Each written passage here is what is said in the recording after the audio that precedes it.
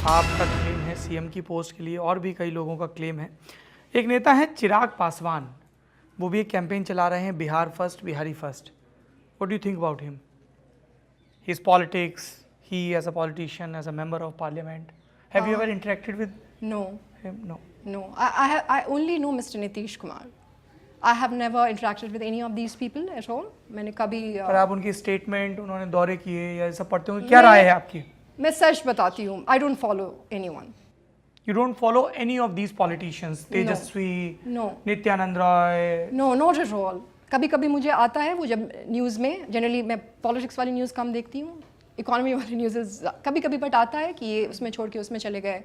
पर जो आपके पॉलिटिकल राइवल हैं उनके बारे में उनकी क्या स्ट्रेटजी? मुझे नहीं लगता कि देखिए, मैंने बार बार ये बोला है, मेरा एजेंडा बहुत क्लियर है, ये रास्ता है, मैं अपने कार्यकर्ताओं को एजेंडे को अमल में लाने के लिए आपको उन पॉलिटिकल राइवल्स को हराना होगा चुनाव में।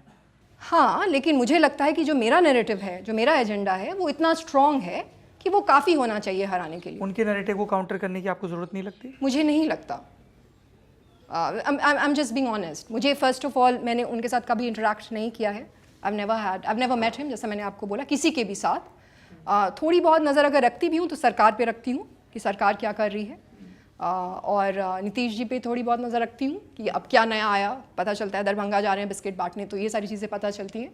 बट उसके अलावा I haven't taken interest in any, Pappu Yadav, not at all, I haven't followed anyone. और मैंने अपने कार्यकर्ता को भी बहुत क्लियर ये इंस्ट्रक्शंस दिया है सबको कि आप सिर्फ अपने एजेंडा पे फोकस करिए। इस चक्कर मत पड़िए कि मांझी जी कहाँ जा रहे हैं, बिल्कुल नहीं, बिल्कुल नहीं। कोई जाति, कोई धर्म की बात नहीं करनी है, अपने एजेंडा पे चलना है, हमें काम से मतलब है। 10 साल मैं ये लोगों को कहती हूँ कि अपनी ज़िंदगी का 10 साल मुझे दीजिए, 10 साल सब्र रखिए, जाति और धर्म की बात मत करिए।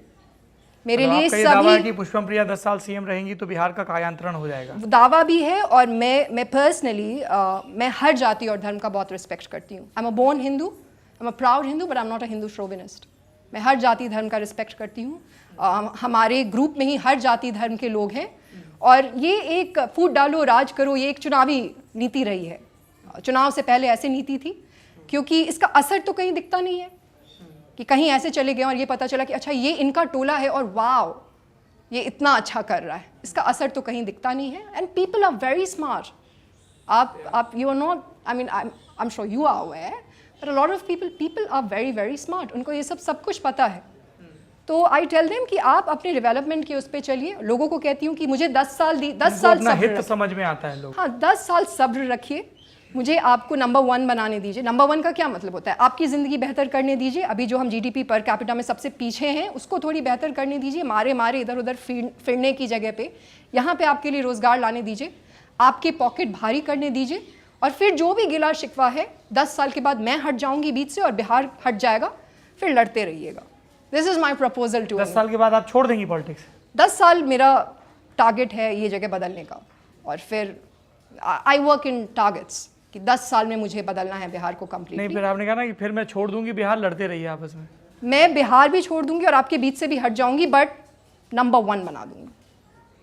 मुझे 10 साल चाहिए बस। क्या फिर बिहार के बाद दिल्ली की तरफ रुख करेंगे? मैंने अभी आपको बताया कि मैंने ये भी नहीं सोचा है कि मैं इलेक्शन कहाँ से लड़ने वाली हूँ, और आप 10 साल की बात की बातें कर रहे हैं। Because you want people to believe in you कि आप एक 10 साल का रोड मैप दे रही हैं। बिल्कुल, और वो बिलीव, वो फेथ इस बात को लेके है। 5 साल में जो अभी 16 मिलियन टन जो हमारा राइस का प्रोडक्शन है, उसको मैं 80 मिलियन टन कर दूंगी, और वो 100 साल में मैं 100 मिलियन टन, 180 मिलियन टन कर दूंगी, नॉट जस्ट 100। तो ये मेरा रोड मैप है, ये एजेंडा है। And I request everyone, other दूसरे जो लोग हैं उनको भी कहती हूँ कभी कभी कि झंडा नहीं उठाना है इस बार, अपने बारे में सोचने की ज़रूरत है।